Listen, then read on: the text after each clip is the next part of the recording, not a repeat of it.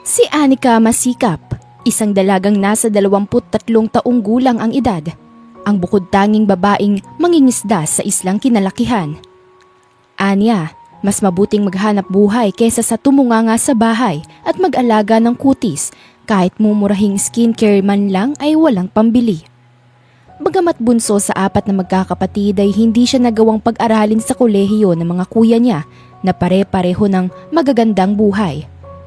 Ngayong nagkasakit na ang kanyang nanay at ang tatay naman niya'y mahina na dahil sa katandaan, siya na lang ang naghahanap buhay upang sila'y may makain. Ang mga kuya niya kasi ay nagsawa na sa buhay isla.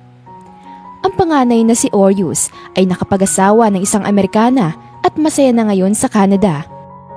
Ang ikalawa naman na si Andrew ay naging successful resident pediatrician ng isang private hospital sa Manila, habang ang pangatlo na si Anderson ay nag-migrate sa Singapore. Lahat ng magandang buhay ngayon ng mga kuya niya ay dahil sa tulong ng kanilang mga magulang, ngunit hindi bumawi ang mga ito. Kaya kahit babae siya at hindi nakapagtapos sa pag-aaral ay ipinangako niya sa sarili na hindi siya gagaya sa kanyang mga kuya.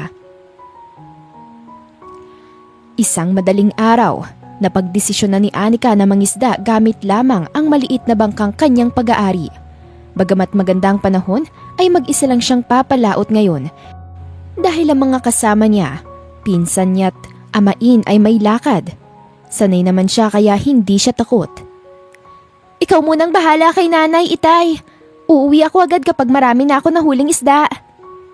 Paalam niya sa ama niyang si Mang Ruel na tinulungan pa siyang magtulak ng kanyang bangka papunta sa dagat.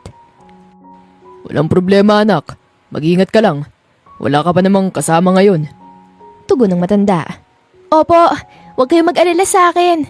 Hindi naman to ang unang beses na papalaot ako mag-isa. Kung sakaling biglang dumilim ang panahon, umuwi ka kaagad. Opo. O siya, lalayag na ako, Itay. Sumakay siya sa kanyang bangka at nagsimulang magsagwan. Pakanta-kanta pa siya. Paniniwala niya kasi na kapag masaya siyang papalaot ay marami siyang mahuhuling isda. Ang ganda naman ng panahon. Sana marami akong mabingwit ngayon para naman may pandagdag ipon. At saka, para maging handa rin ako para sa darating na bagyo. Wika niya sa sarili habang pinagmamasdan ng pagsikat ng araw. Hindi naman siya nabigo dahil sa tagal niya sa dagat ay ang dami na niyang nahuling isda na pwede niyang ibenta sa mataas na halaga. Tuwang-tuwa siya ngunit hindi siya kaagad umuwi. Sa halip ay nanghuli ulit siya gamit naman ng lambat. Habang naghihintay ay napansin niya ang isang napakagandang yate na hindi kalayuan mula sa kanyang pwesto. Namataan niya ang isang matandang babae na naka-wheelchair at nakatingin sa dagat habang malapit sa balustrade. Aalisin niya sana ang kanyang atensyon mula roon nang biglang may lumapit sa matanda. Isang matangkad at maputing babae. Marahan itong tinulak ang wheelchair ng matanda papunta sa pwesto na kung saan may kababae ng balustrade. Bigla siyang kinutuban sa nakita. Ilang saglit pa ay biglang itunulak ng babae ang wheelchair at nahulog ito sa dagat kasama ang matandang ginang. Muntik siyang mapatili sa nasaksihan kung hindi lang niya natutop ang sariling bibig. Diyos ko po! Ano tong nangyayari? Live murder ba tong nakita ko? Bulong niya sa sarili. Nang nakangising pumasok sa cabin ng babaeng may sala ay pinaandar ang yati paalis. Wala siyang inaksayang oras at tumalon sa dagat. Nakita niya ang kawawang matanda na pilit na iginagalaw ang mga paa at kamay.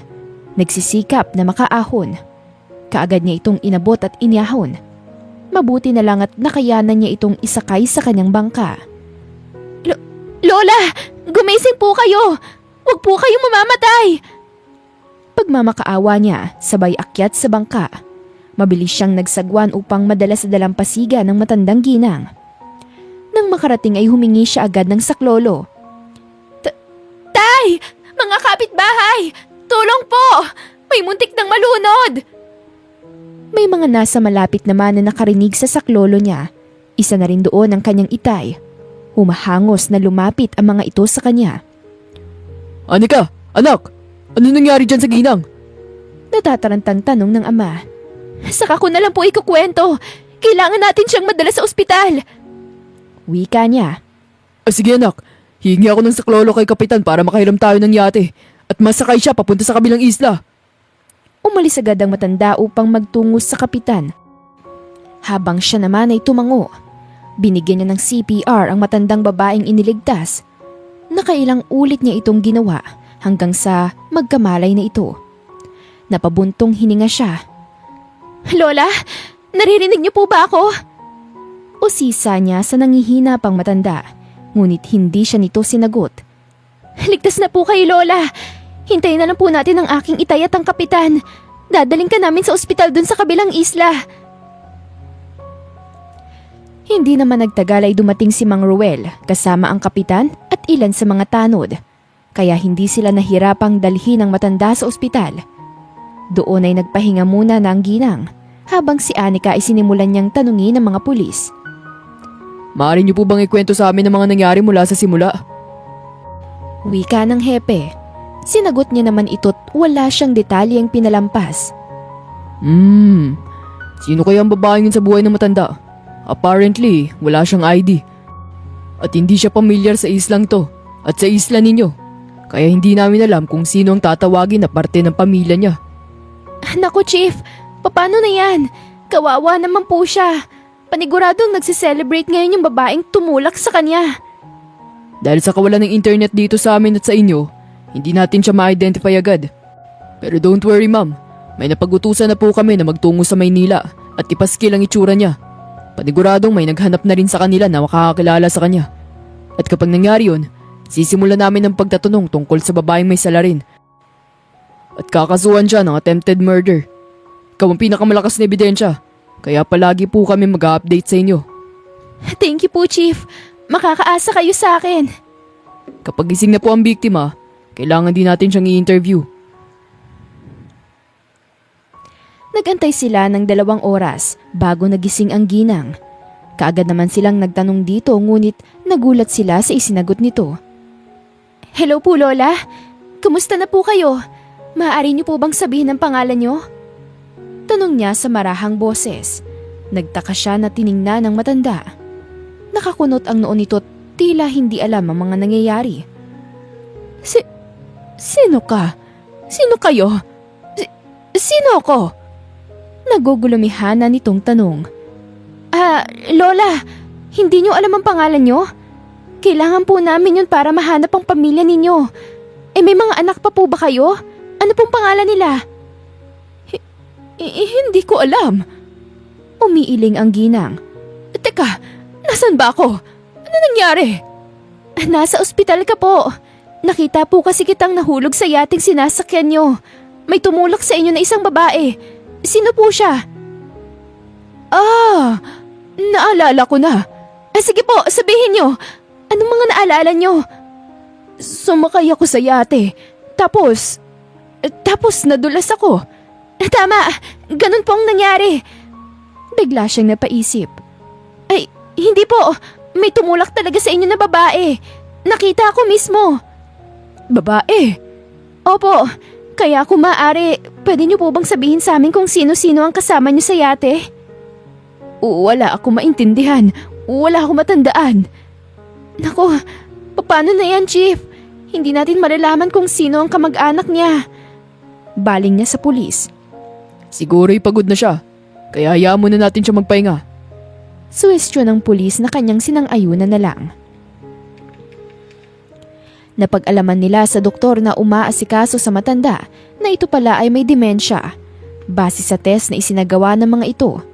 Kaya ang tanging pag-asa na lang nila upang malaman kung sino ang mga kamag-anak nito ay ang mga pulis na nagtungo sa Maynila upang mag-imbestiga doon.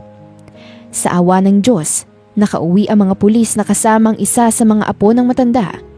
Isang matangkad at gwapong lalaki na nagpakilala bilang si Nash Alcantara. 25 taong gulang na business tycoon. May dala ito mga pruweba na apo nga siya ng matandang babae. Are you the one who saved my grandmother's life? Nagulat si Anika nang itanong yun ni Nash pagkakita sa kanya. Ang sabi kasi ng mga pulis, isang morena at maganda ang nagligtas sa kanya. At ikaw lang nakikita ko rito na babaeng katulad ng description nila.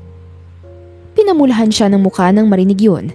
Tinawag ba naman siyang maganda ng isang gwapot taga Maynila na lalaki? Ako nga, sagot niya. Anika Masikap ang pangalan ko. Nagagalak ko kung makilala ka. It's nice to meet you too, Anika. Maraming salamat sa pagligtas kay Grandma. Walang anuman yon. Kahit sino naman gagawin yon kapag sila ang nasa posisyon ko. Ngumiti ng matamis sa kanya si Nash na ikinailing niya. Ilang saglit pa'y nakipag-usap na ito sa mga pulis. Napag-alaman nilang Senyora Samira Alcantara ang pangalan ng matandang ginang. 85 years old na ito at tama nga ang doktor nila na may demensya ito. Pero ang nakakagulat doon ay ang estado ng buhay nito. Isa pala itong bilyonarya na nagmamay-ari ng isang malaking fisheries company sa Pilipinas na may maraming branches sa iba't ibang bansa. Batid niyang hindi basta-basta ang matanda at mukhang alaga sa pera, ngunit hindi niya lubos maisip na ganun pala ito kayaman. Ikinwento niya bilang isang witness kay Nash ang mga nangyari sa senyora sa yate at nagtaka na lang siya sa reaksyon nito. May babaeng tumulak kay Grandma? Usisa nito. Oo, tama. Sagot niya. Babaeng maganda, matangkad at medyo paalon-alon ng buhok. Maputi rin at parang hindi nalalayo ang edad sa akin. Bataw, nung dumating ang yate sa dalampasigan kung saan din pumalaot, ang tanging naroon ay ang timonero na nagbalita sa amin patungkol sa biglaang pagkawala ni Grandma nang hindi niya raw namamalayan. Wala siyang nabanggit na may iba pa silang kasamang babae. Ha? Paano nangyari yun? Sure ako sa nakita ko. I don't know.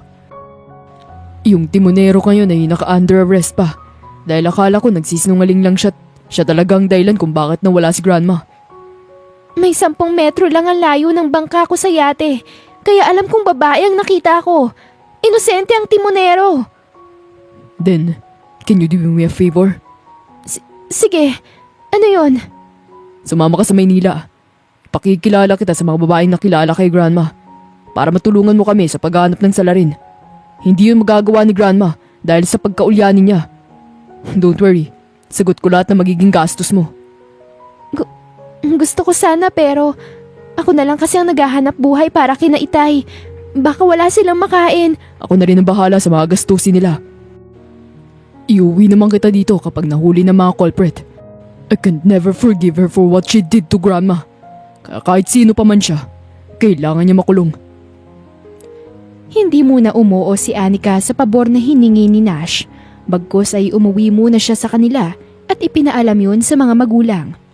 Ipinaliwanag niya ang lahat, pati na rin ang pangako ni Nash patungkol sa mga gagastusin nila. Sa kabaitan ng kanyang mga magulang, pumayag ang mga ito. Ani na mga ito, ayun na raw ang pagkakataon niya na makita ang Maynila na ni minsan ay hindi pa niya napupuntahan. Ibinalita niya yon kay Nash na natuwa naman. At paglipas ng 2 araw ay nagtungo na sila sa Maynila, sakay ang yating pag-aari ng lalaki. Siyempre ay kasama na roon ang senyora. Anika ang pangalan mo, hindi ba, iha? Usisa ng senyora habang nagpapahinga sila sa loob ng malaking cabin. Sila lang 2 ang naroon dahil si Nash ay nasa labas at nagpapahangin. Opo, tama kayo. Anika, iha, hindi pa pala ako nakapagpapasalamat sa'yo. Kaya maraming salamat sa pagliligtas sa akin ha. Bibihira na lang ngayon ang mga taong kayang magbuwis ng buhay para sa iba. Nako, wala po iyon. Isa pa, marunong po akong lumangoy. Kaya hindi naman ang pagbubuwis ng buhay ang ginawa ko. Kung hindi dahil sa'yo, wala na sana ako ngayon. At kung naalala ko lang kung sino yung babaeng tumulak sa akin, hindi ka na sana naabala pa. Hindi naman po kayo abala sa akin, senyora. Alam ko na, bibigyan kita ng gantimpala na alam kong nararapat mong tanggapin. Nako, hindi na po kailangan, senyora. Hindi ka pwedeng tumanggi sa akin. Isa pa, ibalik mo ang pagtawag sa akin ng lola. Mas gusto ko yon kesa sa senyora. Pagdating natin sa amin, doon ka sasabihin kung anong ibibigay ko sa'yo. Gusto kong marinig yun ng mga nasa tahanan ko. Nanahimik na lang siya sa sinabi ng matanda. Mukha kasing hindi niya na mababago ang isipan nito. 6 na oras lang ang itinakbo ng yate at nakarating na sila. Nagulat pa siya dahil sa daming mga taong naghihintay sa daungan. Mga press ang karamihan na halatang takam sa balita. Nagulat man ay hindi na siya nagtaka. Malaking tao kasi ang kasama niya ngayon. Natural na gusto ng media na malaman ang trahedyang nangyari. Agad na nagkagulo ang mga tao nang makababa sila ng yate. Mabuti na lang at maraming gwardya ang nagprotekta sa kanila upang hindi makalapit ang mga interviewers. Ligtas tuloy silang nakapasok sa isang magandang limousine. Ayos ka lang? Halata sa mukha ni Nash ang pag-aalala nang tanungin siya nito. Lumikot ang kanyang mga mata dahil sa magaganda nito mga mata na nakatitig sa kanya. Ayos lang ako. Medyo nagulat lang ako ng konti kasi ang daming tao. Kinakabahang sagot niya. Pasensya ka na. Mukhang hindi ka sanay sa mga kamera. Ganito talaga dito sa Maynila. Kaligayahan ng media ang mga balita patungkol sa mga tulad namin. Pero don't worry, hindi ko hayaan na makalapit sila sa'yo. Ngumiti na lang siya rito at tumingin na lang sa labas ng salamin na umaandar na limousine. First time niyang makapunta ng Maynila kaya hindi niya maiwasang mamangha sa mga matataas na gusaling kanyang nakikita. Ang ganda naman pala dito sa Maynila. Sana isang araw makapunta rin dito sina Itay. Wala sa sariling sabi niya na narinig naman ni Nash. Habang si Senyora Samira naman ay nakatulog na nang hindi nila namamalayan. Maganda nga akong titignan. Pero ang totoo, hindi. Kung ikukumpara mo ang Maynila sa isla nyo, masasabi kong mas gusto kong manirahan sa inyo. Hindi polluted ang hangin. Maganda mga tanawin. Sagana pa sa mga isda at mga iba't ibang natural resources. Isa pa, may unity ang mga tao ron. Nagtutungulungan sa isa't isa. Napangiti siya at napatango-tango. Tama ka dyan. Kaya proud akong ipinanganak doon kahit na mahirap ang mga magulang ko. Mabuti ka pa. Ako, mayaman nga. Pero iniwan naman ng mga magulang. Nakadama siya ng lungkot sa narinig. Nakikita niya ring tila nagbago ang itsura nito. Kaya naisip niyang hindi na uusisa pa, ngunit ipinagpatuloy nito ang pagkukwento. Ikinasal ang parents ko dahil lang sa isang political agreement. Hindi nila mahal ang isa't isa. Kaya kahit dumating ako sa buhay nila, naganal pa rin sila. Nasa Amerika ngayon si Mama kasama ang bago niyang pamilya. Si Papa naman ay nasa Hong Kong. May pamilya na din. Si Grandma lang ang bukod tanging nag-alaga sa akin. Kaya thankful ako sa'yo dahil sa pagligtas mo sa kanya, mananatili pa rin sa akin ang kaisa-isahan kong pamilya. Nalulungkot man ay binigyan niya ng matamis na ngiti ang lalaki. Ang akala niya ay ngingiti rin ito pabalik, ngunit nakatitig lamang ito sa kanya. Dahil doon ay ibinalik niya na lang tuloy ang kanyang mga mata sa mga gusaling nasa labas.